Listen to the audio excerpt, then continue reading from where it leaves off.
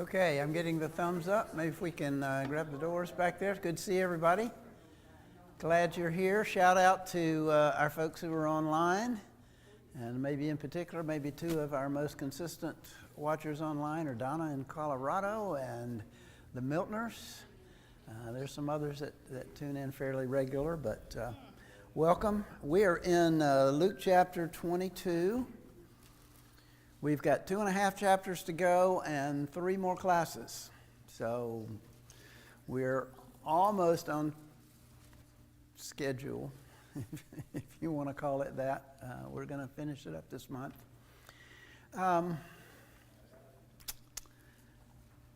Got some slides tonight. Some of them you're not going to be able to see that clearly, but that's okay because we're not going into that much detail on some of them.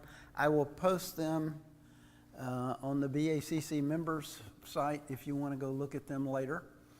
But this is an overview of Jerusalem at the time of Jesus, time of the crucifixion. And it's got a whole legend there with little letters. You can't see where they are. And most of the things that they have letters for, I don't care about. But I do want you to note, under the word Jerusalem, that big rectangle, that's the temple and the courtyard. And sort of at 10 o'clock to it, up in the upper left-hand corner is the Mount of Olives, the Kidron Valley there in between them. The straight line coming out of the middle of the temple grounds is a viaduct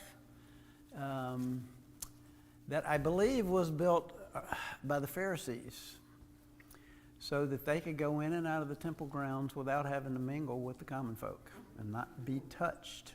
Okay? So it didn't carry water? It may have. We're going to talk about some viaducts later that do play into the story.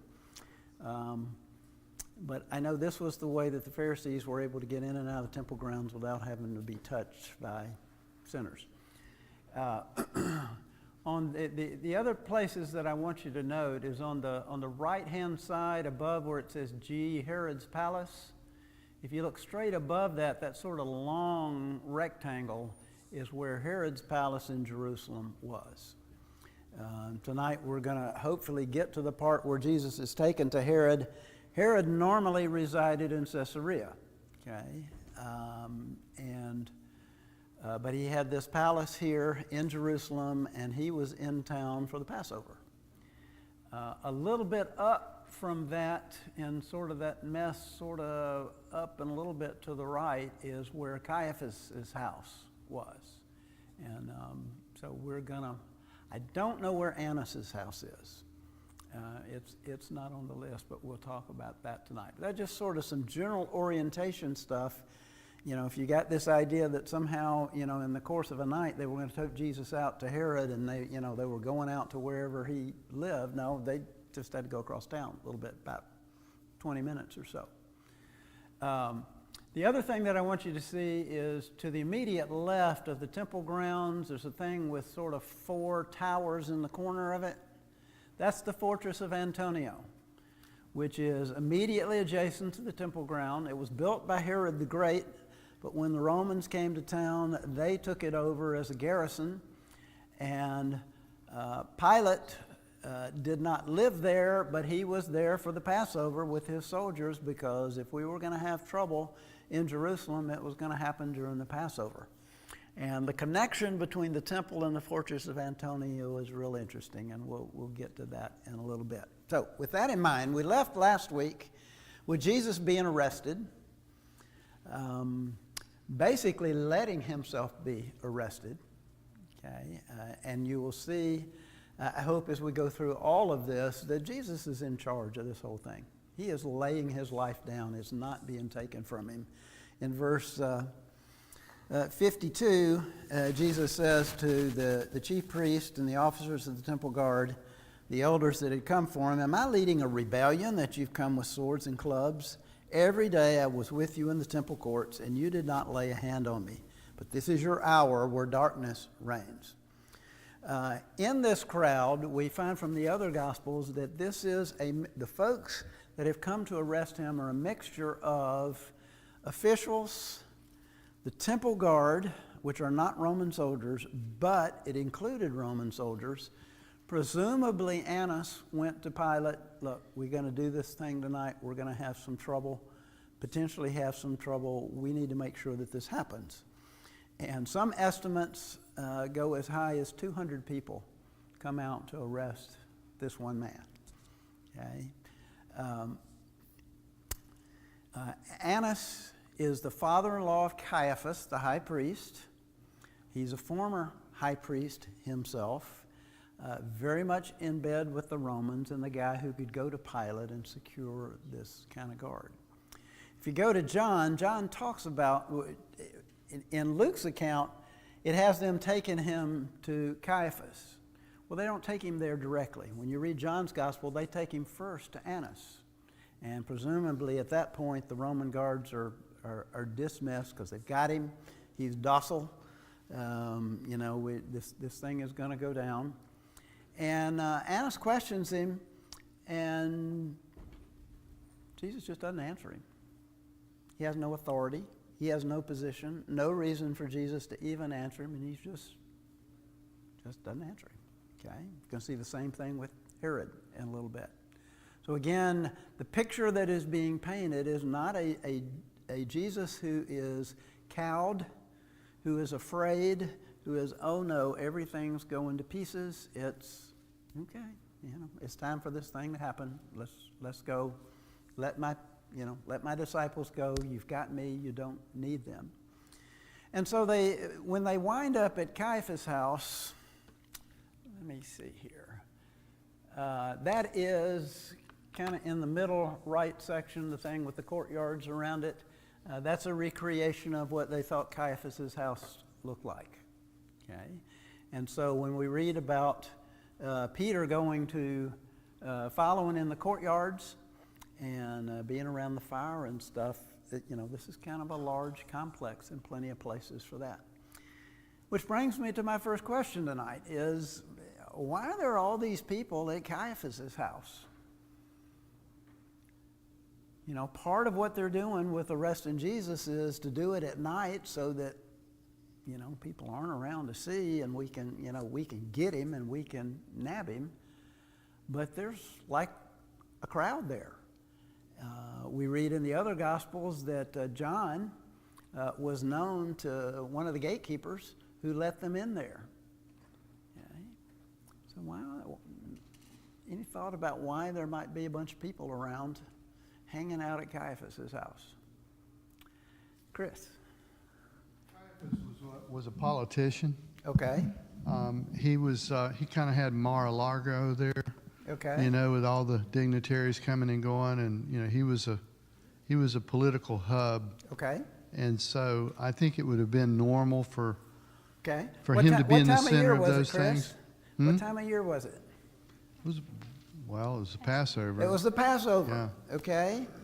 It's Gasparilla party down on Bay Shore. I got a big place, we're in town for the festival and the parade and the party. Come on over to my house. We'll have some eats. You guys can hang out. It's crowded. There's maybe 1 million people milling around. There's not a lot of room.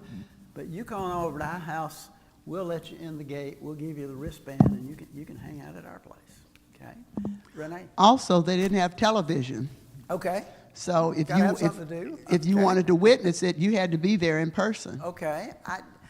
I don't necessarily get the sense that these are people there specifically to witness what's going down with Jesus. Maybe, but I don't think so. I think it's just, it is the Passover. There's lots of people. It is night.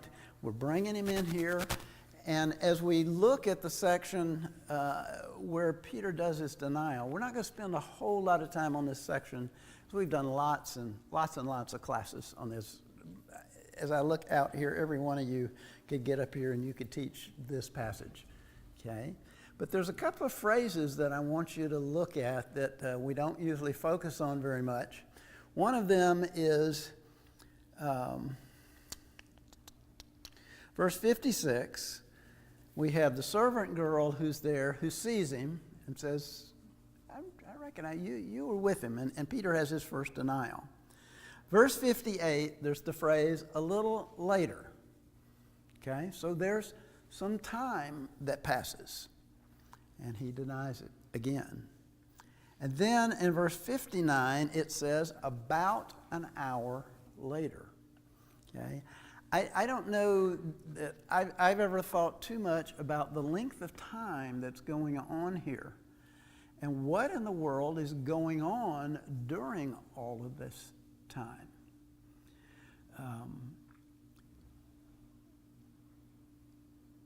The folks who have arrested Jesus have got a couple of problems. What do you think their problems might be?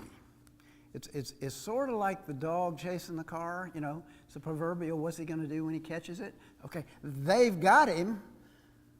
So now what are we going to do? Matt?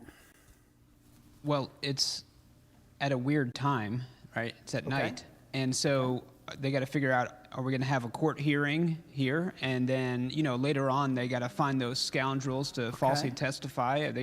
It's kind of like doing the attorney's job of research and preparation to put this guy on trial. Okay.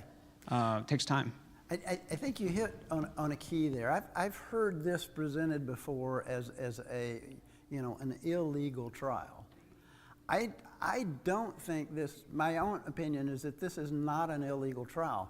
This is what Matt's talked about. We've got this guy. We've got procedures and we've got laws that we've got to follow. How are we going to do this? How are we going to make this work? And so there is maybe a 3 or 4 hour period where they're in there questioning Jesus, trying to produce witness, because under the law of Moses, under Jewish law, they had to try him during the day, okay? They could not convict him without the testimony of 2 or 3 witnesses, okay? So that's one of their problems, is we've got to figure out a way, how do we do this so that it at least has some sort of facade of being a legal trial? Now, they're going to break some other rules before we're done. But during this period, they're questioning Jesus. If you go to Matthew, I think Matthew gives kind of the clearest picture of what Matt was talking about. They were trying to find witnesses. Why did they have so much trouble finding witnesses? False witnesses. Okay, he didn't do anything wrong.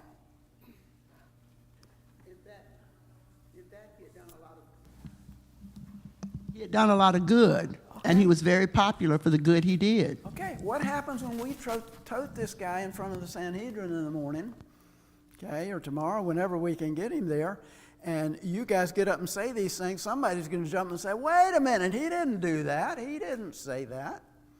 And so they've got a real dilemma, because their other big problem is they still are afraid of what the people might do. They've got him. And they want to turn him over, you know, they want to convict him of a capital offense and turn him over to Pilate. But the people are still there. And so we got to come up with a way to have this hearing and have this trial so that we have charges we can take to Pilate. But we got to do it in a way we don't start a riot with all these people that love him. And that person who stands up and say, wait a minute, I was sick, and he, you know, you guys know me, I was blind, and now I can, those folks are out there. And so this is a period of several hours. Meanwhile, Peter's out there hanging around listening. It's, you know, it's not like our closed-in houses. It's open, because we see, and Luke is the only one that notes this. He says in verse 60, Peter replied, man, I don't know what you're talking about. And just as he was speaking, the rooster crowed. The Lord turned and looked straight at Peter. So wherever this was going down, it was, and I don't know whether it was in the course of the questioning and he looked out from the courtyard when the court cried, or whether it was towards the end of it and they were beginning to transport him someplace else. But wherever it is, Peter is within eyeshot. And how crushing, you know, that had to be for Jesus to turn and to look at him. I don't imagine there was a smirk on Jesus' face. I don't think it was a, yeah, I told you so. I think it was more, remember what I said, when you've returned, look after your brothers. And of course, it cut him to the heart. Yes, Jim. Well, a couple of comments. I was going to say maybe they couldn't find any witnesses, maybe because they ran over a budget paying Judas. But no, that. But seriously, Okay. But seriously, folks. Where was I? It sounds like they had to wait till daybreak Yes. to pay or to have all those. A lot of these people, I imagine, were sleeping. Well, They needed to have the council of the elders and. Well, it was even more than that. You could not Okay. have a trial for a capital offense at night. It had to be done during the day. And even beyond that, if convicted, you could not have the execution the same day. You had to wait at least a day. They broke that rule. Okay? But in terms of for us to have a procedure where it's a trial under our law, we got to do it in the morning. We got to wait till daytime, but we got to hurry. We can't wait till the middle of the day. Because Caiaphas could kind of, pick the folks he wanted to make sure that were there, because you still got Nicodemus out there and some folks like him who are sympathetic. But also the Passover is coming. And so if we don't want to, convict him and have to hold him in jail where he might escape or he might do stuff or the people might do stuff, we got to make this thing happen. We got to have our trial. We got to get him to Pilate. We got to get Pilate to act, and we got to be done with it so that it's done. We stay ceremonially clean. We don't get unclean because of the things that we're doing. We'll talk a little more about that in a minute.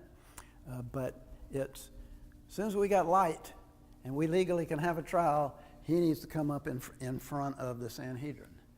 And I don't know if you can see this or not, but up at the top, and I'm going to post this on the BACC members page if you're interested in looking at it later.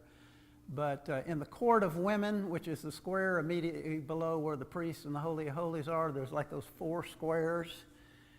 The lower left one is called the Chamber of Hewn Stone. That is supposedly the place where the Sanhedrin met and where they will eventually take him for trial after they leave Caiaphas' place. All right, let's read a little bit. Verse 63, the men who were guarding Jesus began mocking and beating him. They blindfolded him and demanded, "Prophesy, who hit you?" And they said many other insulting things to him. So it's starting. We got you now, big boy. You can't do anything.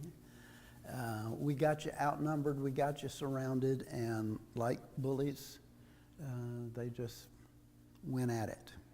At daybreak, verse 66, the council of elders of the people, both the chief priests and teachers of the law, met together, and Jesus was led before them. "If you are the Christ, tell us." And Jesus answered, "If I tell you, you will not believe me. And if I ask you, you would not answer. But from now on, the Son of Man will be seated at the right hand of the mighty God." Okay, he's quoting from Daniel, messianic prophecy. But that's not quite enough, because they go ahead and they ask, "Are you then the Son of God?" And he replied, "You're right in saying that I am." Interesting way for him to answer. Instead of just saying, "Well, yeah, I am. You're right in saying that I am."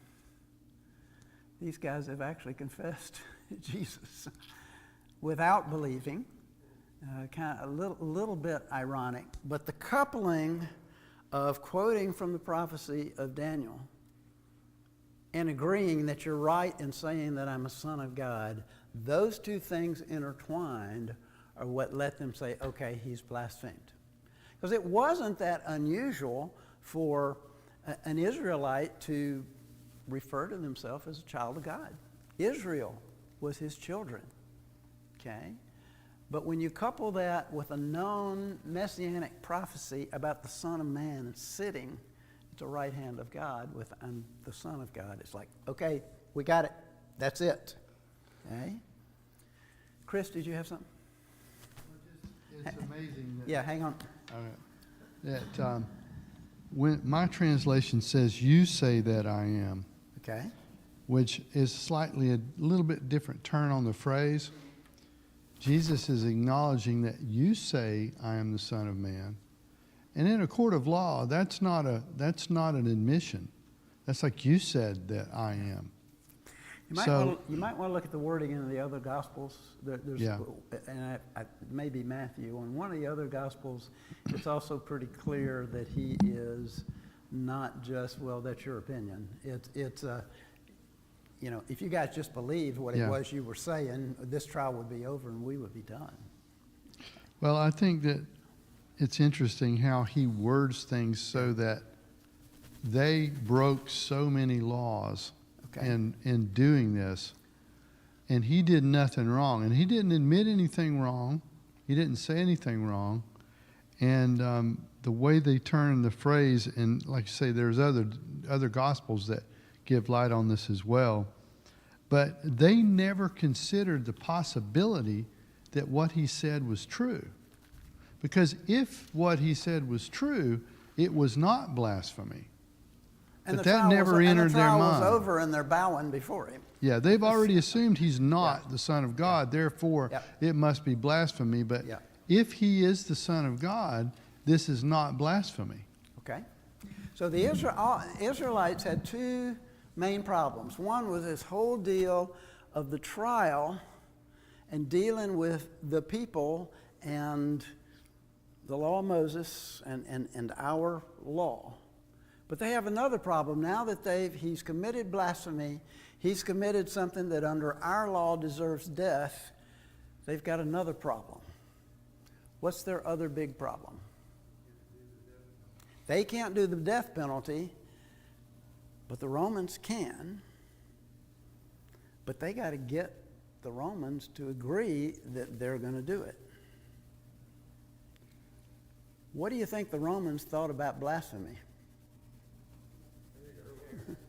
Probably committed it themselves several times a day, okay? Just in their, you know, if it's anything like our culture and our society, probably blaspheme several times a day just in the course of, you know, they bang their thumb or stub their toe or something. That's not something they were going to be willing to put somebody to death for. Okay? So they've got this other problem. So they take him to Pilate. Then the whole assembly rose and led him off to Pilate. And they began to accuse him, saying, "We found this man subverting our nation. He opposes taxes to Caesar and claims to be Christ, a king." All right, let's stop right there. First of all, they most likely, first of all, these guys are not going to go in the fortress of Antonia to see Pilate. They can't. They're going to be unclean, and they'll miss the Passover if they do that. If you look on the left-hand side of that drawing, there's kind of a gap there in the middle. Underneath there was a tunnel that led over directly into the fortress of Antonia. Most likely they went to just this side of the state line, you know, the line between the temple and the fortress of Antonia, and got Pilate to come out on the other side to listen to them. Okay? By the way, the priestly garments that the priests had to wear for the Passover, the Romans confiscated those and kept them in the fortress of Antonia until a week before the Passover, where they turned them over to the priests so that they could go from unclean to clean, because it took 7 days for them to be clean. So throughout this whole dance that's going on with Pilate, these folks that are get rid of Jesus, we got the Passover to do, we can't mess that up, and we can't mess up being unclean. It's a whole little Where are we going to stand, or where are we going to go? Pilate needs to come help us with this. We got this troublemaker. How much do you suppose Pilate knew about Jesus?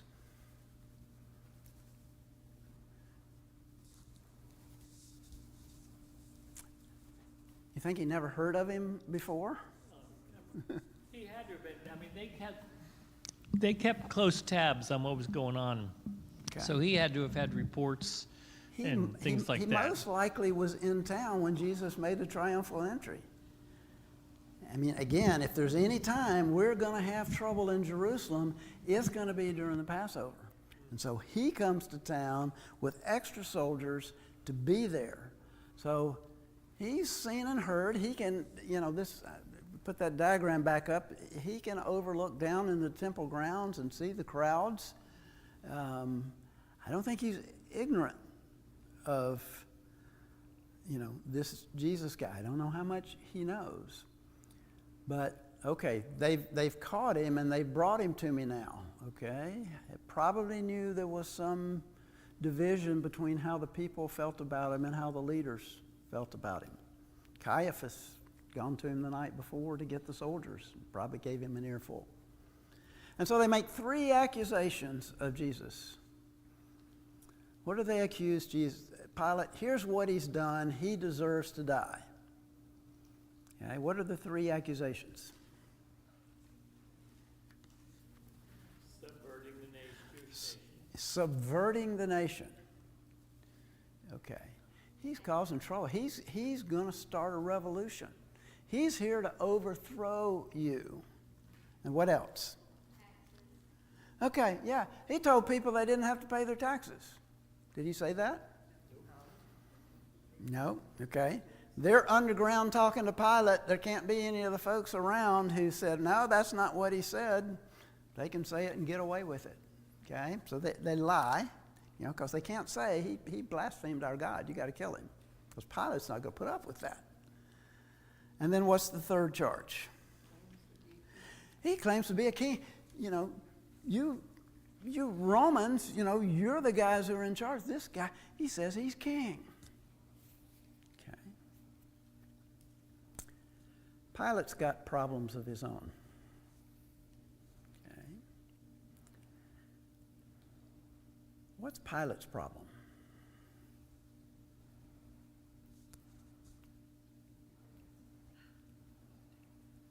They all have problems. Okay. They're a bunch of liars. Okay. Yeah, he's got a problem. I'm here in a tough place where, people don't like me at Rome. But he's got some particular problems that lead him to do the things that he does. So be thinking about it. We'll circle back around to this. But Pilate's first reaction to this is Pilate asked Jesus, are you the king of the Jews? Yes, it is as you say. And Pilate says, I don't find anything wrong with him. There's nothing here to put him to death. But he claimed to be a king. Why did Pilate apparently dismiss that and say, there's nothing here to put him to death with? I think that Pilate's major problem is controlling the people. He is not interested in their politics, their religion, or anything. He just needs to control things where he remains above the fray Okay. and gets what Rome wants out of this whole thing. Okay. Is Pilate a weak man?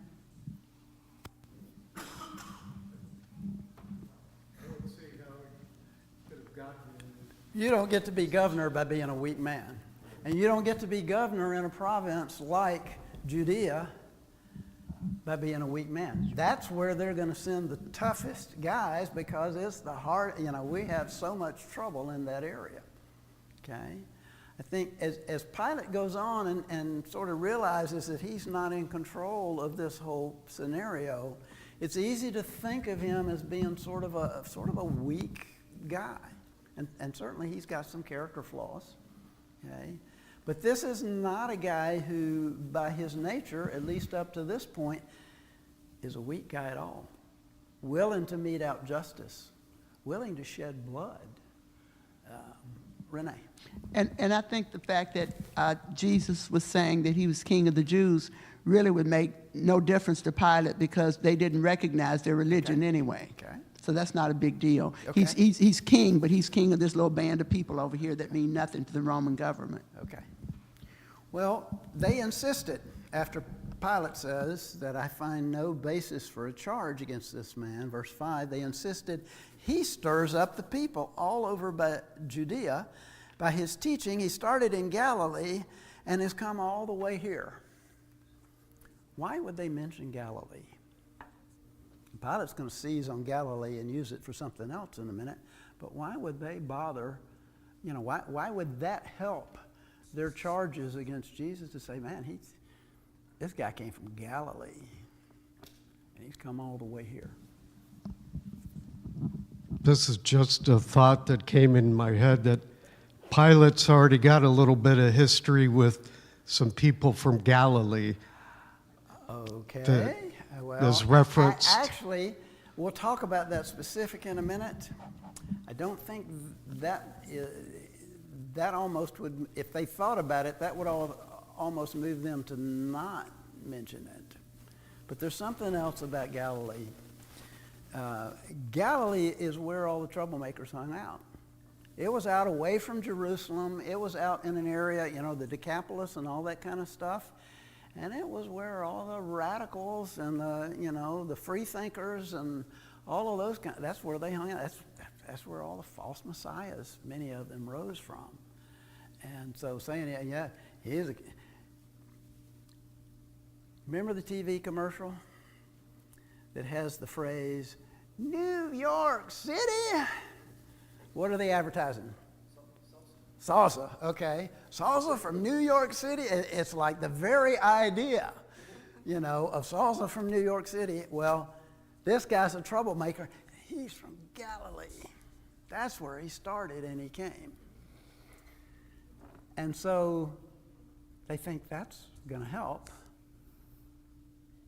But what does that let Pilate do? Let's read the next verses. Verse 6, on hearing this, Pilate asked if the man was a Galilean. When he learned that Jesus was under Herod's jurisdiction, he sent him to Herod, who was also in Jerusalem at the time. Great. I don't have to deal with this. Let's send him to Herod. Okay. So if you think the high priest house was pretty roomy and spacious, there's a recreation of Herod's palace right there, okay? And again, in this diagram, it's directly above that right list of Herod's palace right up there along the hillside. That long rectangle is his place. So they sent him to Herod, who was in town for the Passover.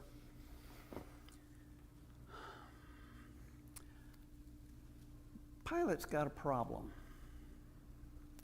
He is governor in perhaps the most troublesome district that Rome has to try to keep under control.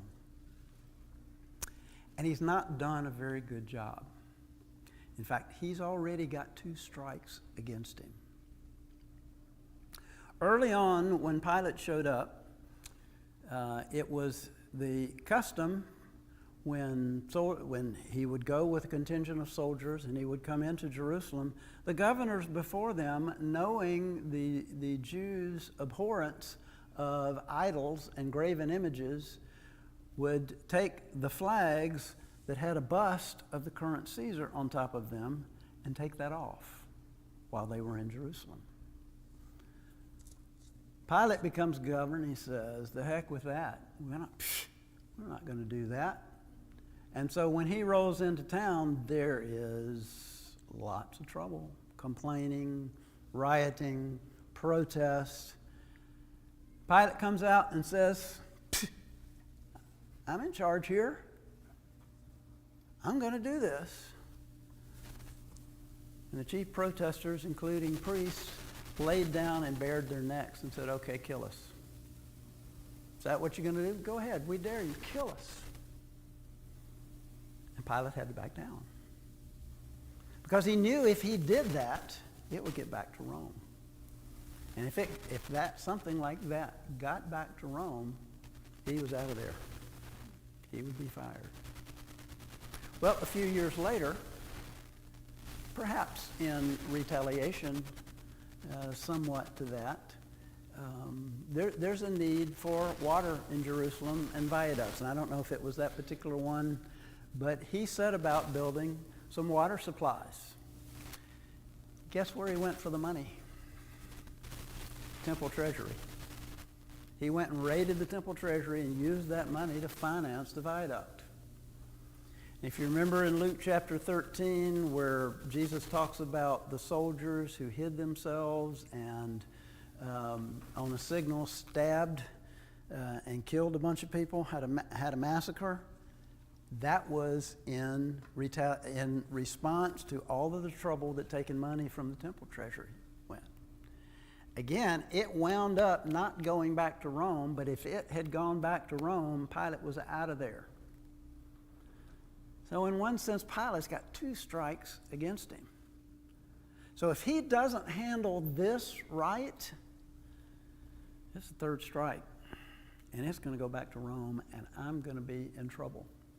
And the reality is, a couple of decades after the crucifixion of Jesus, Pilate was finally relieved and called back to Rome. And tradition has it he committed suicide on the way back because he didn't want to face it. So Pilate, this bloodthirsty, willing to be in charge, willing to boss people around, is in a bind. I got to deal with this somewhat. He's a Galilean. Man, let's let Herod. I don't like Herod anyway. That's his job. Just you take him over to see Herod, which of course they didn't like. Verse 8. When Herod saw Jesus, he was greatly pleased, because for a long time he had been wanting to see him. From what he had heard about him, he hoped to see him perform some miracle. He plied him with many questions, but Jesus gave him no answer. Chief priests and the teachers of the law were standing there vehemently accusing him. Then Herod and his soldiers ridiculed and mocked him.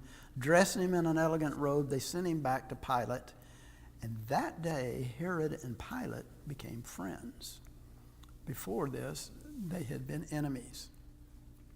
Now, earlier in Luke, I believe it's in Luke, we read that Herod wanted to see Jesus. Do you remember what the motivation was then?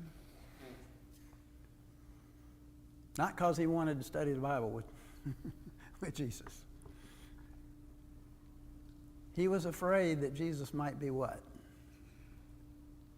Might be who? John the Baptist. Okay. This is Herod Antipas, who has beheaded John, and at least for a period of time, or at least for an occasion, was afraid that, well, maybe this is John the Baptist come back and I'm in trouble.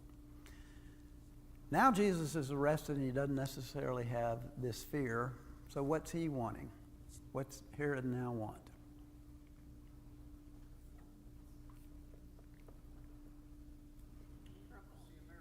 I want a magic show.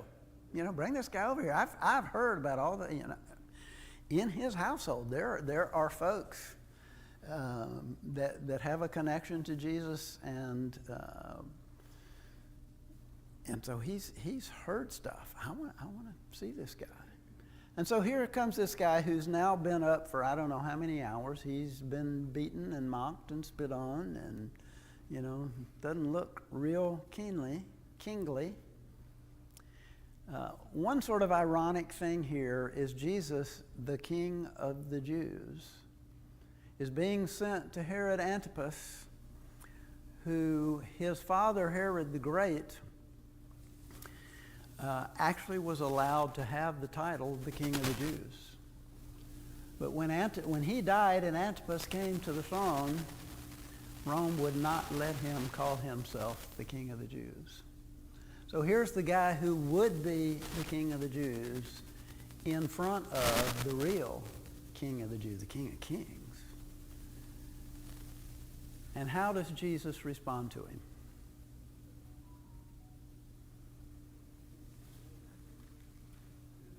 say anything. I don't have to talk to you. I got nothing to say to you. You're not interested in any of the right things. So, he's not scared. He's not, is that me? He's,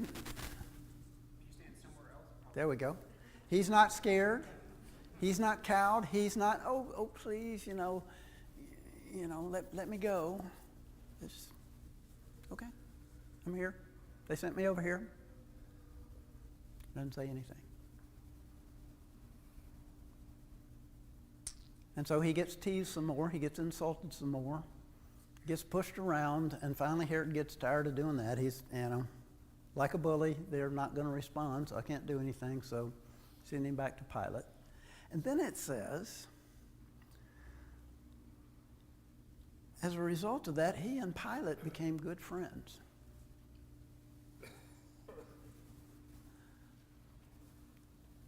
One of the reasons perhaps they weren't good friends is when Herod Antipas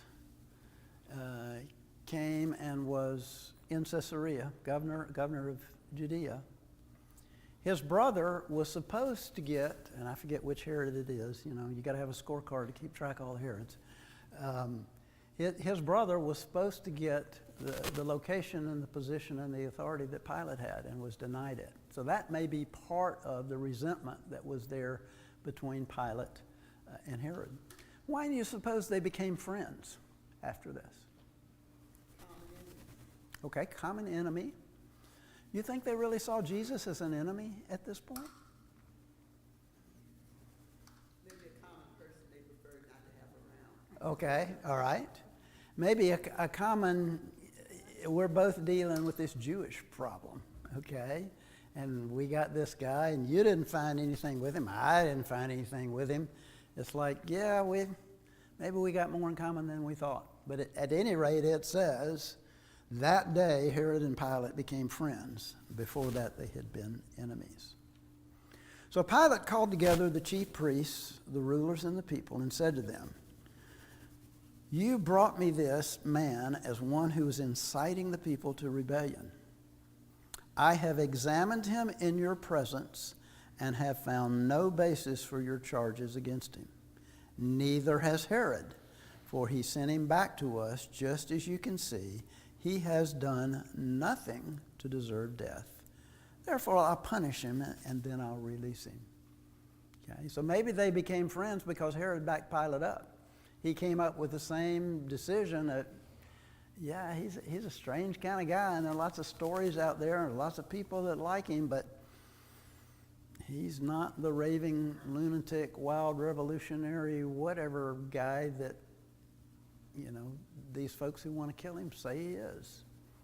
And so he backed Pilate up. And so Pilate thinks, well, maybe, I still got this problem. I can't mess this situation up.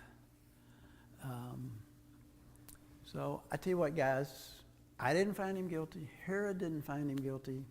So I'm just going to beat him. I'll have him beaten, and we'll be done with it. And you guys going home, have your Passover. Let's get on with our lives.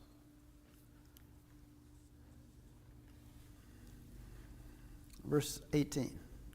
With one voice they cried out, "Away with this man, release Barabbas to us." And Barabbas had been thrown into prison as an insurrection in the city for murder. And wanting to release Jesus, Pilate appealed to them again, but they kept shouting, "Crucify him, crucify him." At this point, the crowd has grown, and I don't think they're in the tunnel anymore. They are most likely outside the fortress of Antonia, which again is that square that's down at the lower left-hand corner of the temple grounds, where more than just the leaders can be. That they can assemble a crowd there, and people can be there to be bribed and coaxed into yelling, "Crucify him, crucify him." Pilate gets to come out and stand at the top of that staircase and be in a position of a power as he says things, and eventually, watches his hands. But this is a city with 1 million people in town, upwards of 1 million people in town for the festival, and the crowds are growing, and they're starting to yell, "Crucify him, crucify him." For the third time, he spoke to them. By the way, interesting study is go back and look at the verses we've read tonight and see how many times 3 things happen. 3 denials, 3 potential sort of trials, 3 times to try to release. It's over and over that things that are happening are not out of control. They're not happening by accident. Somebody's not going off hack-cocked and doing stuff. Things are happening. They're deliberate, and God's plan is unfolding. And so for the third time, he spoke to them and said, why? Why crucify him? What crime has he committed? I found in him no grounds for the death penalty. Therefore, I will have him punished and then release him. But with loud shouts, they insistently demanded that he be crucified, and their shouts prevailed. Okay, you read the other Gospels, what they're shouting is, if you don't crucify this guy, you are no friend of Caesar. They play the Caesar card. You've already blown it twice and you've gotten away with it. This third time, if you don't do that, we're going to Rome. We've had it with you. You got to do something about this. They insisted. So Pilate decided to grant their demand. He released the man who had been thrown into prison for insurrection and murder, and the one they asked for, and surrendered Jesus to their will. Again, Pilate is not a weak person. He's in a position to do something if he wanted to, and has the strength to do it. But politically, he is in a situation where I could win the battle and lose the war. So I'm going to lose. Go ahead, crucify this guy. I keep my job this way. You guys just, okay, go ahead and do it. I'm done with it, but you guys are doing it. Okay. We'll stop there. We're out of time. Pick up with the crucifixion next week. With any luck, we'll do the crucifixion next week and the resurrection the week after that, and we will be done, finally. Any last questions or comments as we close out? I hope, if anything, I hope this helps, the video in your mind as you see and you understand how this thing happened. As Jesus is laying his life down. And as much as Satan and the world at that time thought they were thwarting Jesus and God's plan, all they were doing was playing right into it and actually accomplishing what Jesus had set out to do. Let's pray together. God, thank you for this evening. Thank you for bringing us back to Jerusalem and the trials and this treatment of Jesus, and understanding that this was part of your plan. In many ways, we don't understand it,